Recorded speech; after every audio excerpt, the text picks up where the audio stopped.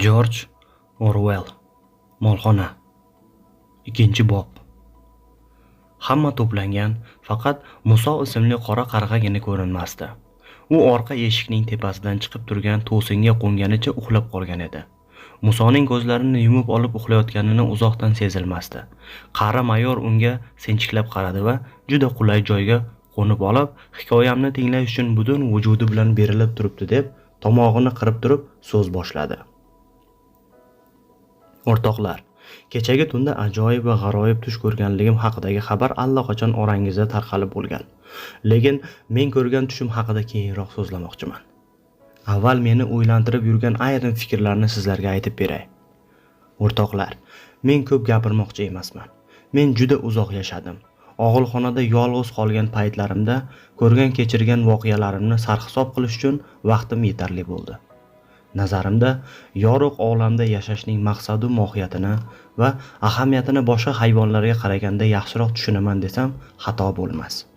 Shu sababli ham meni o'ylantirgan muammolar haqida sizlarga gapirib berishni muqaddas burchim deb hisoblayman.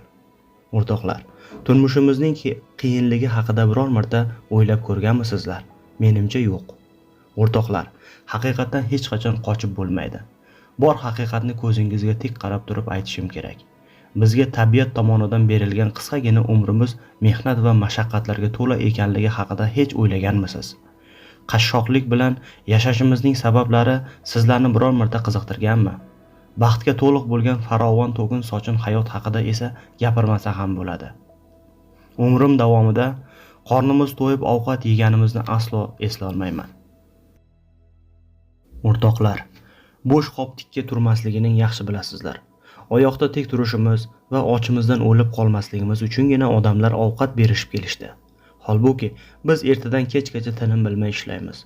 Ayniqsa, kuchli hayvonlarni ishga yaroqsiz bo'lib qolgunlaricha ayovsizlik bilan ishlatishadi. Kuch-quvvatlarini zulukday so'rib olishadi. Angliyada yashovchi hayvonlar umr bo'yi to'kin sochin, farovon va baxtli hayot hamda dam olish nima ekanligini bilishmaydi. Aqllarini tanibdiki, mehnatdan boshlari chiqmaydi. Faqat bolalikning qisqagina davrlaridagina o'ynab kuladilar.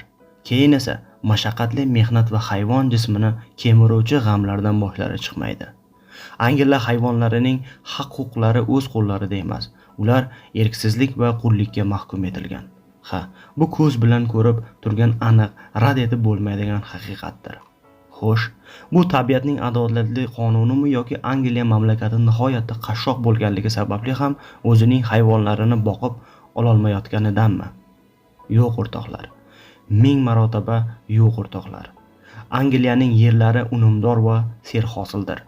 Ob-havosi esa mo'l hosil olish uchun juda qulay. Ona yerimiz o'z zaminida yashayotgan hamma hayvonlarning qorinlarini to'ydirishga qudrati yetadi. Yerdan olinadigan hosilimiz turmushimizning serobgarchiligi va mo'l ko'lchiligini uchun yetarli bo'ladi. Faqat biz yashayotgan ferma yerlarining o'zi 12 ot, 20 ta sigir va 400 lab qo'yni boqa oladi. Ular ferma yerlaridan olinadigan hosil evaziga jannatda yashaganday yashaydilar. O'rtoqlar, biz orzu qilayotgan to'kin sochin, farovon va ozod hayot shak shubhasiz bizga nasib qiladi. Shunday ekan, nima uchun biz mehnat va mashaqqatlar ichida qornimiz to'ymasdan yashashimiz kerak? Bizning mehnat qilib yetishtirgan mahsulotning ko'p qismini odamlar qo'limizdan tortib olishmoqda. Meni o'ylantirib yurgan hamma muammolarning javobi, o'rtoqlar, shu masalaga borib taqaladi. Anglayapsizlarmi? O'rtoqlar, insonlar bizlarning ashaddiy dushmanlarimizdir. Agar hayot sahnasidan odamlarni ko'tarib tashlasak, ochlikning ham, xo'rlikning ham, ish vaqtidan tashqari majbur qilib qilinadigan qo'shimcha mehnatlarning ham ildizlari abadul abadga qirqiladi. Inson mahsulot bermaydigan yagona maxluqdir. U sut ham bermaydi, tuxum ham tug'maydi. Fermaning yer maydonlarini shudgorlashda omoch tortishga ham yaramaydi. U juda ojiz va notavon. Hattoki tez yugurib quyonni tutib olishga ham qodir emas. Lekin, o'rtoqlar, inson hamma hayvonlarga hukmini o'tkaza oladi. Hayvonlarni ayovsiz ishlatib, ochlaridan o'lib qolmasliklari uchungina ovqat berishadi. Oziq-ovqatdan ko'p qismini esa o'zlari uchun sarflashadi. Bizning kuchimiz va mehnatimiz bilan yer haydaydilar Ko'nglimiz bilan yerlarni o'g'itlaydilar. Lekin bizchi, biz hayvonlar suyagimizga yopishib ketgan teridan boshqa hech narsaga ega bo'lmaymiz. Oldimda tika turgan holda ko'zlarini menga tikib turgan sigirlar, o'tgan yili necha galling sut berganingizni bilasizmi? Buzoqlaringizning sog'lom va salomat o'sishlari uchun kerak bo'ladigan ona sutlari qayerga ketdi ekan? Bu sutlar oxirgi tomchisiga qadar ashaddiy dushmanimiz bo'lgan odamlarning tomoqlaridan o'tib, jig'ildonlariga tushib ketgani siznichi? Tovuqlar, o'tgan yili qancha tuxum tuqqanlaringizdan xabardormisiz? Tuxumlarning qanchasidan jo'ja ochdingiz, bilasizmi? Yo'q, bilmaysiz. Hammasi bozorga olib chiqilgan. Jons va uning xizmatkorlarining cho'ntaklarini qappaytirish uchun sotib yuborilgan.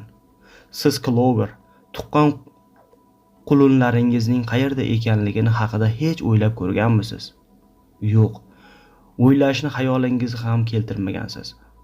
Axir qarigan paytingizda joningizga aro kiradigan, boshingizga og'ir ish tushganda yengillatadigan, yuragingizga madad beradigan, og'ir ishlaringizga yelka tiraydigan toychoqlar qani? Ularning qayerdaligini siz aslo bilmaysiz. Afsus, bilmaysiz. Ular yoshiga kirishi bilan sotib yuborilgan. Siz ularni endi hech qachon ko'ra olmaysiz. Hayvonlar qul kabi ishlatilayotgan yerlarga ega bo'lish uchun bolalaringiz almashtirib yuborilgan. Qancha ko'p ishlasangiz ham qorningiz hech qachon ovqatga to'ymaydi. Qarang, poxol to'shalgan supangizdan boshqa hech vaqongiz yo'q. Hattoki hayvonlarning umri ham baxtsizlik va fojia bilan tugaydi. O'rtoqlar, biz hayotning issiq sovug'ini boshimizdan o'tkazib, so'ngra qarib-chirib o'z ajalimiz bilan o'lmaymiz. Men o'zim uchun kuyinayotganim yo'q. Men omadi chopgan hayvonlardan biriman.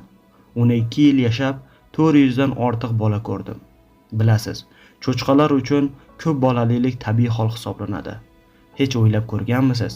Nima uchun fermadagi har bir hayvon qassob pichog'i ostida jon taslim qiladi?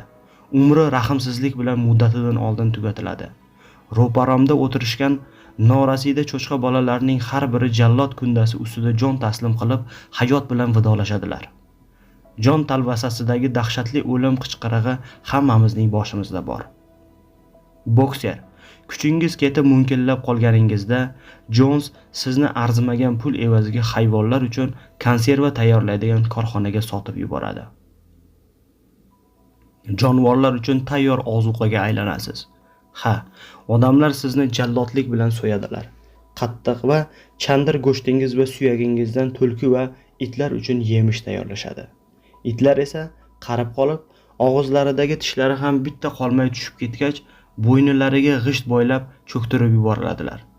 O'rtoqlar, hayotimizdagi hamma yomonliklar insonlardan, ularning zo'ravonliklaridan kelib chiqayotganligi endi sizlarga ravshan bo'lgandir.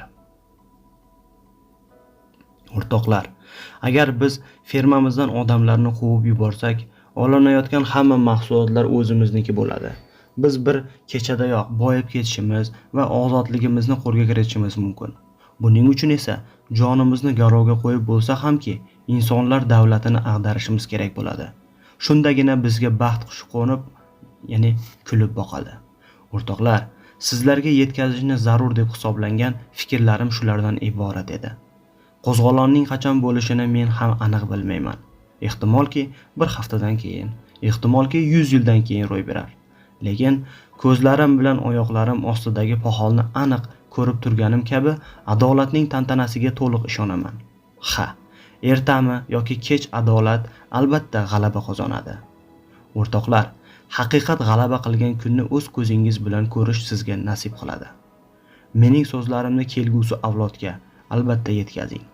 Bolalaringiz, kelajakni quruvchilar va yaratuvchilar bundan xabardor bo'lishlari juda zarurdir.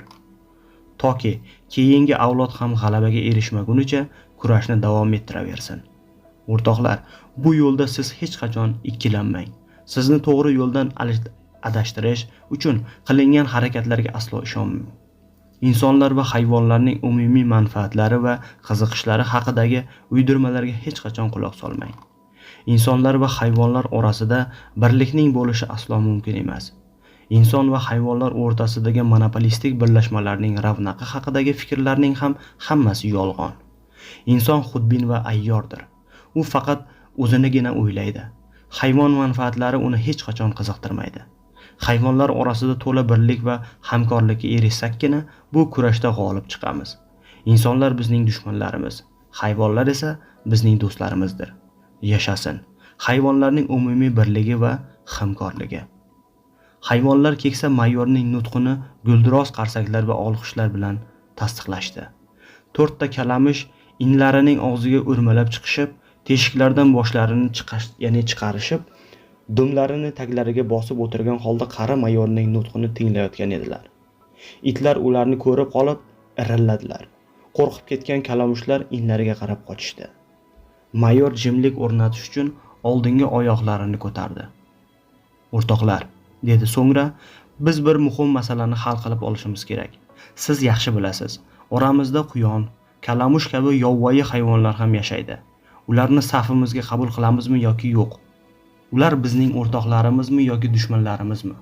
Shu masalaga aniqlik kiritib olishimiz kerak. Hozir shu masalani kun tartibiga qo'yaman. Oyoqlarimizni ko'tarib ovoz beraylik." Hayvonlar oyoqlarini ko'tarib ovoz berishdi. Ularning ko'pchiligi kalamushlarni o'z saflariga qo'shishga rozi bo'lishdi. Faqat 3 ta it va majlisda ovoz berishni o'ylab topgan keksa mayorning ikki tomonida turgan mushuklargina qarshi chiqdi. Keyin ma'lum bo'lishicha, mushuklar har ikki tomon uchun ovoz berishgan ekan. Mayor nutqini davom ettirdi. "Boshqa sizga aytadigan aytarli gapim yo'q. Faqat bir narsani sizga takror aytaman. Inson va uning barcha harakatlariga qarshi bo'lishdek hayvonlik burchingizni unutmang. 2 oyoqda yuradiganlar dushmanlaringiz, 4 oyoqlab yuradiganlar va qanotlari bilan uchadiganlar o'rtoqlaringizdir.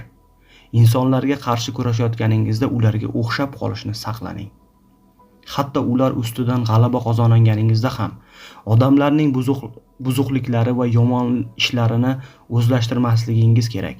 Insonlarga xos bo'lgan odatlardan hamisha saqlaning. Hayvonlar hech qachon uylarda yashamasin, karavotlarda uxlamasin, spirtli ichimliklar ichmasin, tamaki chekmasin va pul ishlatmasin, savdo bilan shug'ullanmasin. Yuqoridagi xususiyatlarning hammasi insonning yovvoyi va shaytoniy xususiyatlaridir. Hammasidan ham muhimi shuki, hech bir hayvon ikkinchisi ustidan aslo hukmronlik qilmasin. Ojizlar kuchlilarga qaram bo'lmasin. Aqllilar aqli zaiflarni ezmasin. Hayvonlarning hammalari bir-birlariga birodarlardir. Shuning uchun bir-birlarini aslo o'ldirmasin. Hamma hayvonlar teng huquqlidir. Endi o'rtoqlar, kechagi tunda ko'rgan tushum haqida gapirib beray. Ko'rgan tushimni to'laligicha tasvirlab berishdan ojizman. Bu inson zoti qarilib ketganidan keyingi hayot haqidagi tush edi. Bu tush ko'p yillar o'tib, unutilib ketgan bir voqeani yodimga soldi. Onam va boshqa ayol cho'chqalar yoshligimda bir ajoyib qo'shiqni kuylashardi. Qo'shiq faqat 3 baytdangina iborat bo'lib, ohangi hayvonlarni o'ziga tortib oladi. Bolaligimda bu qo'shiqni men ham ilhom bilan kuylardim. Oradan ko'p yillar o'tishi bilan uni unutib qo'ygandayman. Kechagi ko'rgan tushim esa qo'shiqning so'zlarini ham, kuyini ham esimga soldi. O'sha ashulaning so'zlari xotiramda tiklandi. Avlod ajdodlarimiz tomonidan qadimda kuylanib kelgan bu qo'shiqni unutib qo'ygan edik. Hozir men sizlarga o'sha ashulani aytib bermoqchiman. Ko'rib turibsizlar, qarab qolganman. Ovozim ham o'z shirasini yo'qotgan. Buning ustiga xirillab qolganman. Lekin sizlarga o'rgatib qo'yganimdan keyin joyiga qo'yib kuylaysizlar degan umiddaman. Keksa mayor tomog'ini qirib olib, Angliya hayvonlari deb nomlangan ko'hna qo'shiqni kuylay boshladi. O'zi aytganiday ovozi xirillab chiqardi, lekin bu bilinmasdi. Chunki shu qadar berilib ilhom bilan aytardiki, hayvonlar to'lqinlanib ketganliklarini ham sezmay qolishdi. Yuraklari hinidan chiqib ketguday dukullab urardi. Ko'kraklari ashulaning kuyiga mos ravishda ko'tarilib pastga tushardi. Ashulaning kuyi Clementine va La Cucaracha deb ataluvchi musiqa ohanglarini esga solar va ularning oralig'idagi bir kuyni paydo qilardi. Ey buyuk Angliyaning ezilgan hayvonlari, ey buyuk Irlandiyaning xo'rlangan hayvonlari, Ey jahonning haq-huquqi toptalgan hayvonlari, hamma hayvon teng hamda adolat mayoq bo'lgan. Oltin zamon kuylangan olov qo'shig'im tinglang. Hukmron inson mangu yo'qolib, biz kutgan kunlar albat keladi. Hosildor yerlarni oyoq olib, Angliya hayvonlari baxtli bo'ladi. Burnimizdan burunduqlar yechilar, belimizdan egar jubduq olinar. Xipchinlar ham tushmas hech ustimizga, tuyoqdagi taqalar mangu zanglanar. Bizniki deb o'ylanmagan boyliklar, bug'doylar u arpa suli ham pichan. Makka jovdir, loviya ham sholalar, hayvonlarga nasib bo'lar tamoman. Ozodlik g'alaba qilgan kunlarda Angliya yerida quyosh porlaydi. Suvi ham sut kabi oqib tunlarda shabodasi o'ynab gul erkalaydi. Kurashla keladi porloq kelajak. Erk uchun jonimiz qurbon bo'lajak. Sigirlar, otlar, g'ozlar ham kurkalar baxtli kunlarga albat yetajak. Ey buyuk Angliyaning qudratli hayvonlari, ey buyuk Irlandiyaning shiddatli hayvonlari, ey fermaning mehnatdan qaqshagan hayvonlari, hamma hayvon teng hamda adolat mayoq bo'lgan. Oltin zamon kuylangan jo'shqin qo'shig'im tinglang. Ashula hayvonlarning qonlarini qaynatib, yovvoyi hislarini qo'zg'atib yubordi. Hayvonlar qo'shiqni o'zlari kuylay boshlashdi. Keksa mayor bundan xotirjam bo'lib, asta ko'zlarini yumdi. Hayvonlar esa yanada baland ovoz bilan jo'rlikda kuylay boshlashdi. Hattoki fahm farosati kamroq bo'lgan hayvonlar ham ashulaning kuyini va uni bir necha baytlarini o'zlashtirib olishdi. Aqlli hisoblangan cho'chqalar va itlar esa ashulani bir zumda yodlab olishib, jon va dillari bilan qayta-qayta kuyladilar. Hayvonlar qo'shiqni bir necha marotaba takrorlaganlaridan keyin esa fermani larzaga keltirib shiddat bilan kuylay boshladilar. Sigirlar mo'mo'lab, itlar vovullab, qo'ylar ma'rab, otlar kishnab, kuchukchalar esa vangillab aytar edilar. Ashula ularning ruhini haddan tashqari ko'tarib yuborgan edi. O'rganib olganlaridan keyin ham 5 marta qaytarib baland ovoz bilan aytishdi. Agar ashula uzilib qolmaganida tun bo'yi ham to'xtamay aytishardi. Yurakni o'ynatib yuboradigan baland va shiddatli ovoz bilan aytilayotgan qo'shiq kravatda uxlab yotgan Mr. Jonsni uyg'otib yubordi. Mr. Jons fermaga yovvoyi tulki o'rmaladi deb o'ylab yotoqxona burchagiga tikka qilib qo'yilgan miltiqni qo'liga olib qorong'ulikka qarab o'q uzdi. O'qlar molxona devoriga borib tegdi va devorlar orasiga kirib yo'qolib ketdi. Majlis shoshilinch tugatildi va hamma hayvonlar yotish uchun o'z supalariga tarqalishdi. Parrandalar esa qo'ndoqlariga uchib chiqishdi.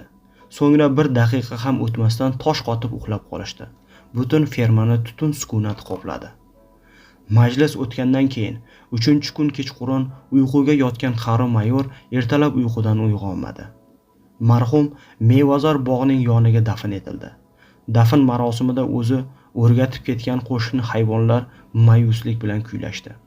So'nggi 3 oy davomida ular juda serharakat bo'lib qoldilar. Mayorning nutqi yuraklariga olov tashlab qo'ygan edi. Aqlliroq hayvonlar kelajakdagi hayotning rejalarini tuza boshlashdi.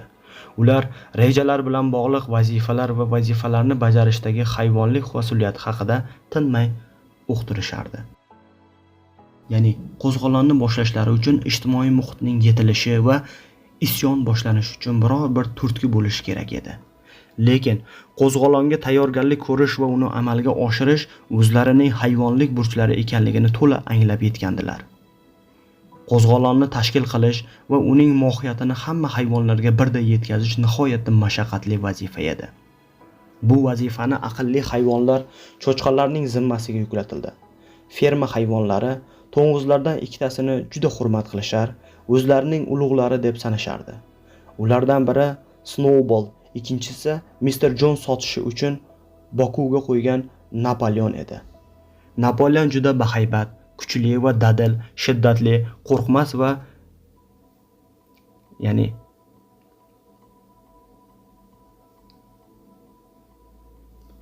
Viktor to'ng'iz bo'lib ferma hayvonlari orasida unga teng keladigani yo'q edi. O'zining ishini yaxshi bilar, shuning uchun ham nimani xohlasa unga erishardi. Ishning ko'zini bilardi. Napoleon ko'p gapirmasdi. Hayvonlar orasida obro'-e'tibori yaxshi edi. Napoleonga qaraganda Snowball ancha dilkash bo'lib, hayvonlar bilan tez-tez iliklashib ketardi. Ulfatchilikni juda yoqtirardi. Tezob bo'lishiga qaramasdan fikri teran, yangiliklar yaratishga o'ch edi. Napoleon fermadagi boshqa to'ng'izlarga qaraganda qat'iyroq edi. Ularning orasida fahm farosatlisi kichkinagina, lekin semiz Skuylar degan to'ng'iz edi. Uning yuzlari tashqariga bo'rtib chiqqan bo'lib, ko'zlari yulduzdek yonardi. Harakatlari chaqqon, ovozi o'tkir edi. O'zini nihoyatda aqlli va dono hisoblardi. Jimjimador va yaltiroq so'zlarni ko'p ishlatardi. Ma'ruza qilayotganida yoki biror muammoni hal etish uchun bahsga kirganida hamisha tebranib, o'z og'irligini bir oyog'idan ikkinchi oyog'iga tashlab turardi. Orqasidagi dumi esa devor soatining toshlari kabi likillardi. Uning bu turishi fikrini boshqa hayvonlarga ma'qullatish uchun qo'llaniladigan eng samarali usul edi. Hayvonlar Sukiylar qorani oq deb ishontira oladi deyishardi. Shu uchala cho'chqa hayvonizm ta'limotining targ'ibotchilari bo'lib, hayvonlar orasida tushuntirish ishlarini olib borishda tinim nimaligini bilishmasdi. Har bir muammoni sinchiklab o'rganishardi. Mr. Jones uyquga ketganidan so'ng haftaning bir necha tunlarida majlislar o'tkazishar va hayvonizm asoslari haqida uzundan uzoq ma'ruzalar qilishardi. Dastlab hayvonlar bu harakatlarga beparvolik bilan qaradilar va ahmoqona savollar bilan ham murojaat qilib turishdi. Ba'zi hayvonlar esa Mr. Jones oldidagi hayvonlik burchlari va unga sodiqlik muammolarini ham ko'tarib chiqishar, Mr. Jonesni o'zlarining yagona xo'jayini deb tan olishardi. Ba'zan hayvonlar muhim muammolar bo'yicha nihoyatda go'llik bilan mulohaza yuritishardi. Agar Mr. Jones bo'lmasa och qolamiz. Bizning qornimizni kim ham to'ydirardi? O'lganimizdan keyin qolganlar bilan ishimiz nima? Mr. Jonesiz yashab bo'ladimi? Yoki bu qo'zg'olon-ku? Albatta, amalga oshar ekan, unda biz tayyorgarlik ko'rib nima qilamiz? Tayyorgarlik ko'rdik, nimayu ko'rmadik nima? Baribir emasmi degan savollarni ham berishardi. Cho'chqalar esa bunday fikr yuritish hayvonizm ruhiyatiga mos kelmasligini tushuntirishda juda qiynalardilar. Eng ahmoqona savollar Molly ismli oq ot tomonidan berilardi. U majlislardan birida shunday savol berdi. Qo'zg'olondan keyin hayvonlarga shakar beriladimi yoki yo'qmi? Yo'q deb javob berdi Snowball qat'iylik bilan baland ovozda. Bizning fermamizda shakar tayyorlash uchun ishlab chiqarish qurollari yo'q. Lekin o'rtoq, u vaqtda sizga shakar kerak bo'lmaydi. Suli va pichanlar fermada yetarli miqdorda to'planadi va xohlaganingizcha yeyishingiz mumkin bo'ladi. Molly ikkinchi marotaba. O'sha paytda sochlarimga lenta taqishim mumkinmi deb so'radi. Snowball nihoyatda hayratlandi. O'rtoq dedi. Siz yaxshi ko'rib sochlaringizga taqib olgan o'sha lentalar qullikning ramzidir. Nahotki ozodlik degan muqaddas tushunchaning mohiyatini anglab yetmagan bo'lsangiz.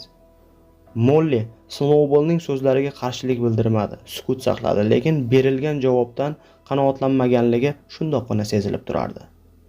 Cho'chqalar qo'lga o'rgatilgan Muso deb ataladigan qora qarg'a tomonidan tarqatilgan uydirmalarga qarshi kurashning murakkab ekanligini tushunib turardilar. Gap tashuvchi va ertak aytuvchi bu qora qarg'a Mr. Jonesning erkatoyi edi. U nihoyatda chiroyli so'zlar va o'z fikrini sipolik bilan tushuntira olardi. Eshituvchining diqqatini esa darrov o'ziga jalb qilib olardi. Muso ko'pincha Shakartog' deb atalgan ajoyib o'lka haqida rivoyat o'qirdi. O'lganlaridan keyin hayvon va parrandalarning ruhlari bulutlardan ham yuqorida joylashgan Shakartog' o'lkasiga uchib ketadi deb ishontirardi. Jannat o'lkasida har yakshanba kunlari shakarqand va beda berilishi, oqqand va enger urug'idan qilingan oliy nav tortlar esa oyoqlari ostida o'sib yotish haqida qiziqarli hikoya aytardi. Ko'pchilik hayvonlar Musoni yoqtirmasdilar. Mehnatdan qochib, afsonalar to'qib va aytib kun ko'rishini xushlamasdilar. Shunga qaramasdan ba'zi hayvonlar Shakarqand tog'i borligiga ishonardilar. Cho'chqalar esa bu ishonchni tarqatib yuborish maqsadida qizg'in bahs olib borardilar. Cho'chqalarning ishonchli va sodiq shogirdlari Boxer va Clover edi. Ular cho'chqalarning fikrlarini so'zsiz qabul qilishar, tez o'zlashtirishar va ishontira oladigan dalillar bilan boshqa hayvonlarga tarqatishardi. Ular hech qachon mustaqil fikr yuritishmasdi. Molxona binosi ichida bo'ladigan tungi yig'inlar hanuzgacha davom etib kelardi. Ular ko'payib, Angliya hayvonlari qo'shig'ini jo'rlikda kuylash bilan yakunlanadigan bo'ldi. Qo'zg'olon cho'chqalar kutganidan ko'ra ertaroq muddatga ro'y beradigan vaziyatga yetilib qoldi. Isyonni amalga oshirishda bunday imkoniyat bo'lib qolishini cho'chqalar aslo kutishmagandi. Mr. Jonsning boshiga qora kunlar tushdi. U qobiliyatli fermer bo'lishiga qaramasdan sinib qoldi. Sudlatish jarayonida katta pul yo'qotdi. Og'ir qayg'uga botib, ruhi tushib ketib, o'zini bilmaydigan darajadagi ichkilikka berildi. Sog'lig'i ham yomonlashib borardi.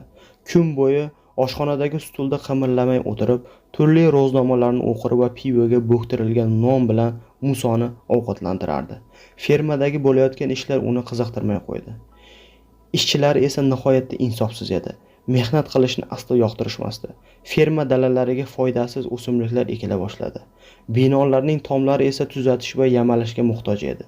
Fermani o'rab turgan to'siqlar qarovsiz holda ag'darilib yotardi. Hayvonlarga beriladigan ovqatlar ham mazza madrasasiz bo'lib, qornilarini to'ydirmasdi. Iyun oyiga kelib, pichan o'rimi yaqinlashdi. Yilning eng uzun tuni Metsamuz-Yev tun ma'nosini bildirib, O'zbekistonda 24-iyunga to'g'ri keladi. Haftaning shanba kuniga to'g'ri keldi. Shu kuni Mr. Jons Willington Angliya qishloqlaridan birining nomiga bordi.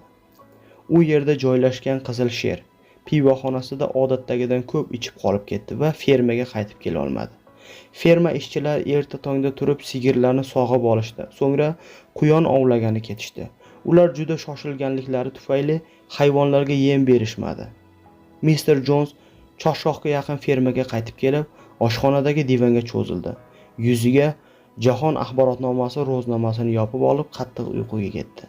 Kech tushib, vaqt allamahal bo'lganligiga qaramasdan, hayvonlarga hanuzgacha ovqat berilmagandi.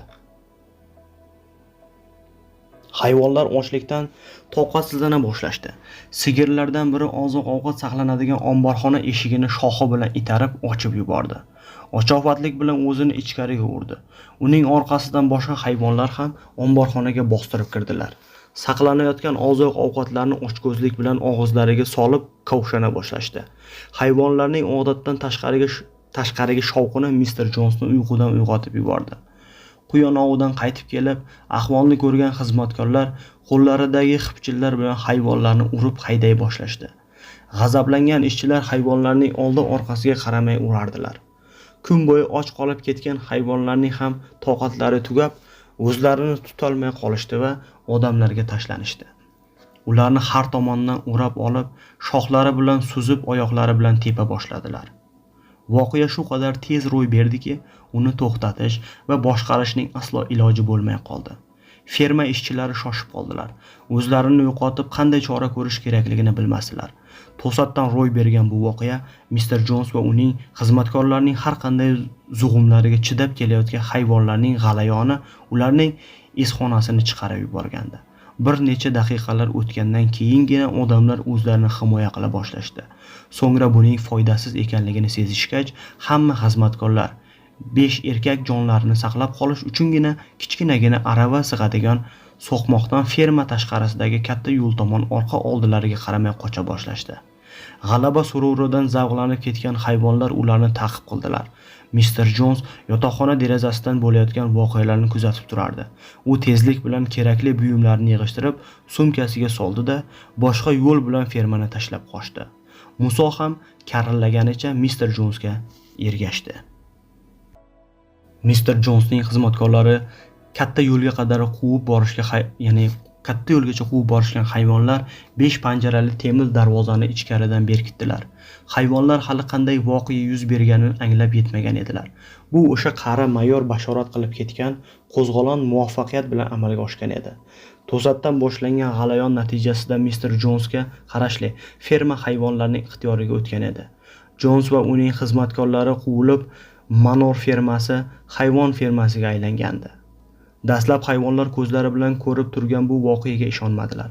Hayvonlar birorta odam yashirinib qolmadimikan degan o'y bilan qattiq shovqin solib, tuyoqlarini yerga zarb bilan urib, ferma atrofini aylanib chiqishdi. So'ngra fermadan Jons hukmronligining oxirgi qoldiqlarini ham yo'qotib yuborish maqsadida ferma ichiga joylashgan binolarga qarab chopdilar. Jugunxonaning eshigini buzib ochishdi.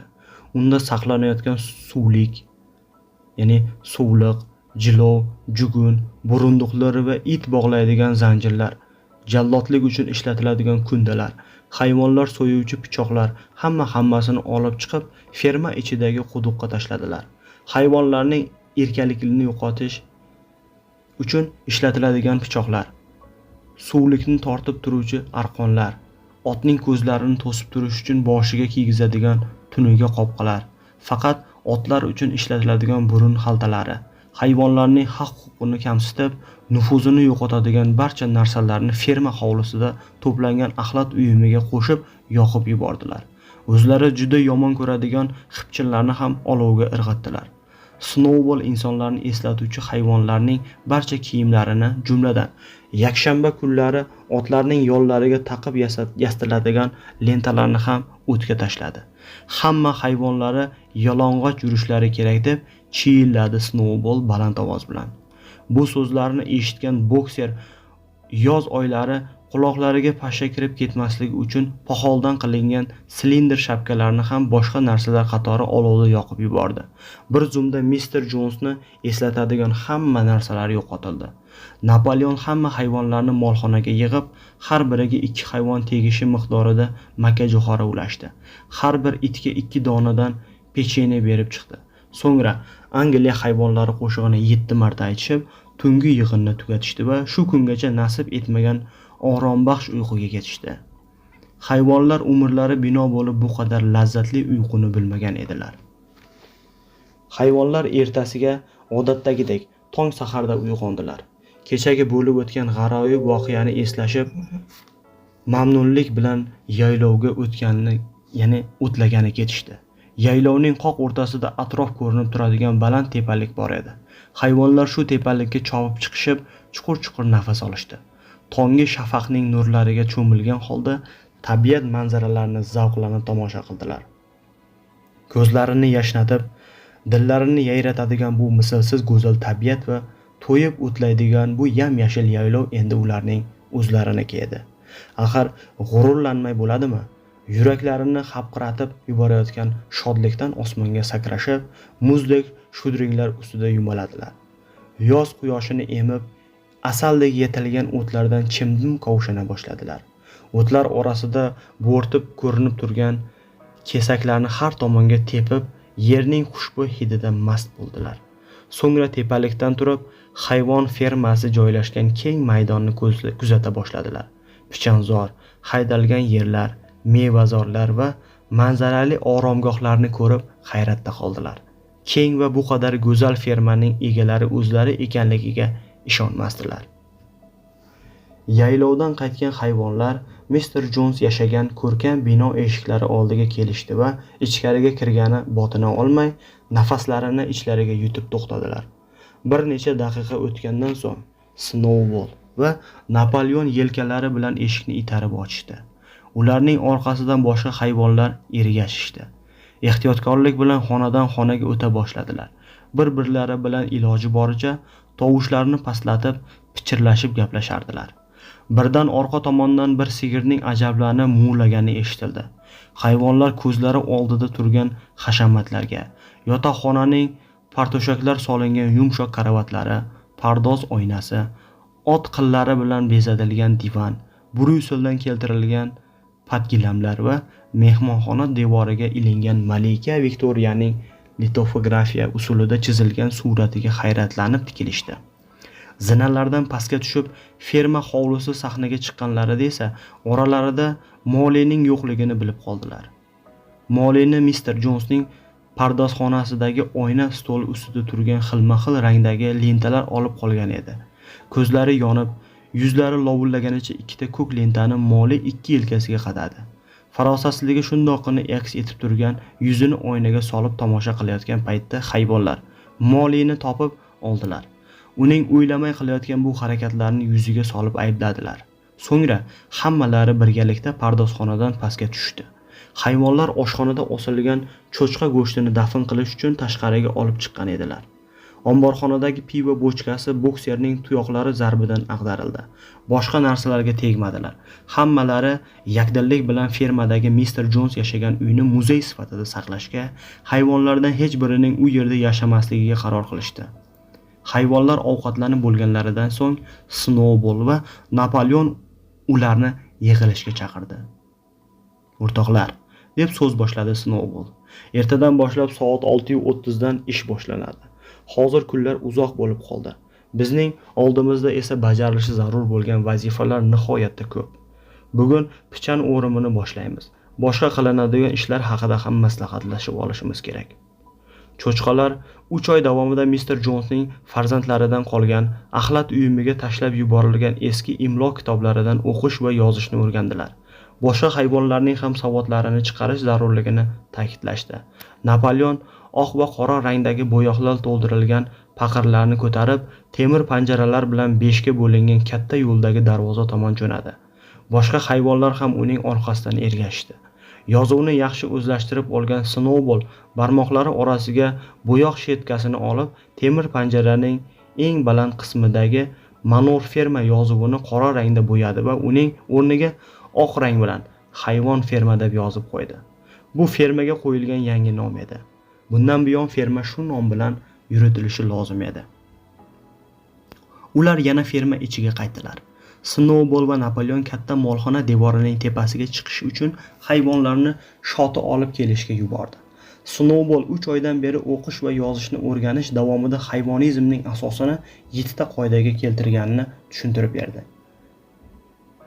Bo'ladir. Hayvon fermasining o'zgartirish kiritilmaydigan qonun moddalari edi. Hayvon fermasida yashovchilar bu qonun moddalariga amal qilishlari shart edi. Qonun moddalarini yaratishda hamma hayvonlarning tengligiga asoslanish cho'chqalar uchun oson bo'lmagandi. Snowball qiyinchilik bilan narvonga chiqib ishni boshladi. Narvonning bir necha zinalaridan pastda turgan sukilar bo'yoq to'ldirilgan paqirchani Snowballga tutib turar edi. Qonun moddalari katta oq harflar bilan molxona devoriga yozila boshladi. Yozilgan harflarni 30 metr uzoqlikdan turib o'qish mumkin edi. Birinchisi: 2 oyoqlab yuradiganlar dushman. Ikkinchisi: 4 oyoqlab yuradiganlar va qanotlari bilan uchadiganlar do'st. Uchinchisi: hayvonlar kiyim kiymasdan yalang'och yurishlari kerak. To'rtinchisi: hayvonlar karavotda yotmasin. Beshinchisi: hayvonlar spirtli ichimliklar ichmasin. Oltinchisi: hayvonlar bir-birlarini o'ldirmasin. Yettinchisi: hamma hayvonlar teng huquqlidir. Qonun moddalari husnixat qoidalariga rioya etilgan holda yozilgan bo'lib, bir harf teskari edi xolos. Boshqa harflarning hammasi to'g'ri yozilgandi. Snowball hayvonlarga qonun moddalarini o'qib eshittirdi. Ular savodsiz bo'lganliklari uchun boshlarini qimirlatib ma'qullab qo'ya qoldilar. Aqlliroqlari esa moddalarni o'rgana boshladilar. Snowball qo'lidagi bo'yoq shotkasini yerga tashlab hayvonlarga murojaat qildi. "O'rtoqlar, bizni pichonzorlar kutib turibdi. Zudlik bilan pichanlarni yig'ib terib olishimiz kerak. Jones va uning xizmatkorlaridan ehtiyot bo'lishimiz va ularning qayerda boshpana topganliklarini ham bilishimiz albatta zarur. Shundagina bizning tinchligimiz saqlanadi. Bu bizning sharaf bilan bajaradigan vazifamizdir." Sutlari yelinlariga to'lib ketib qiynalayotgan 3 sigir Snowballning so'zlarini mu'lab bo'lib yubordi. Ular bir kecha-yu kunduz davomida sog'ilmasdan, yelinlari yorilib ketguday sutga to'lib, chirsillab ketgandi. Cho'chqalar bir muddat o'ylaganlaridan so'ng cho'chqalarni paqir olib kelish uchun yubordilar. So'ngra cho'chqalar paqirlarni oyoqlari orasiga joylashtirib, sigirlarning sutlarini shovullatib sog'ib ola boshlashdi. Bir zumda 5 ta paqir yog'li sut bilan to'ldi. Hayvonlar paqirlardagi oppoq sutga va sut ustidagi ko'piklarga qiziqish bilan qaradilar. Shu payt hayvonlardan biri: "Bu sutlarni nima qilamiz?" deb yubordi. "Jones bizning ovqatimizga ishlatardi", dedi tovuqlardan biri. "Sut haqida o'ylab boshingizni qotirmang", dedi paqirlar oldida turgan Napoleon baland ovoz bilan. "Sut uchun qayg'urmang. Biz hozir dalalardagi hosillarni yig'ib olish haqida o'ylashimiz kerak. O'rtoq Snowball yig'im terimni boshqaradi. Bir ozdan keyin men ham boraman. O'rtoqlar, pichan yig'im terimiga olg'a. Bizni pichan kutyapti. Sovuq kunlar boshlanmasdan oldin yig'ishtirib olishimiz kerak. Ob-havo bizni kutib turmaydi. Hayvonlar pichan ekilgan ferma yeriga yo'l olishdi va shu zahotiyoq o'rimni boshlab yuborishdi. Kechki payt ishdan qaytib kelganlarida esa sutning yo'qolganligini sezishdi.